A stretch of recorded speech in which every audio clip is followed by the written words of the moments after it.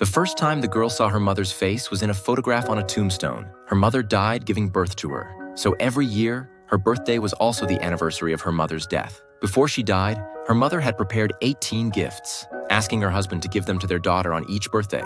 One gift per year, from teddy bears to pop-up books to bicycles. Each one was beautiful, but the girl grew more and more unhappy. She didn't want any gifts. She just wanted her mom back. Even this year's expensive piano didn't interest her at all. Today was her 18th birthday. This meant her mother's final gift, and a big birthday party awaited her. But she felt utterly exhausted and refused to attend. So she walked alone down the street. She randomly flagged down a stranger's car and followed the man inside to a bar. But it turned out Nick was her father's friend. When he learned Annie had run away, he immediately wanted to call her dad.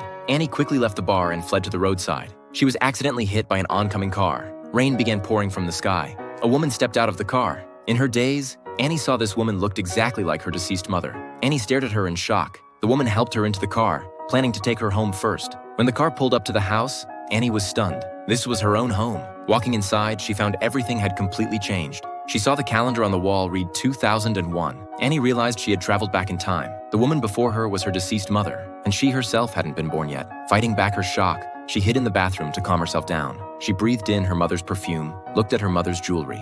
Every trace her mother left in this room brought a warmth she'd never felt in 18 years. Then she met her father when he was young. With long hair and athletic clothes, he was more charming than the uptight father she remembered. The couple asked Annie for her address, wanting to take her home. Annie had to lie, saying her mother was sick in the hospital and her father was traveling far away. Seeing how pitiful Annie seemed, they could only let her stay temporarily. That night, Annie found medical records in a drawer. Her mother already had cancer at this time, but was hiding it from her father. Annie's mother knew she didn't have much time left. She planned to prepare 18 gifts for her unborn daughter and asked Annie to help her choose. At the music store, her mother fell in love with a piano. Annie quickly discouraged her, saying piano was too hard to learn, and recommended drums instead. After thinking it over, her mother agreed to switch to drums. This made Annie very excited. Soon, her father threw her mother a wedding ceremony. But after the laughter and joy, her mother's condition worsened.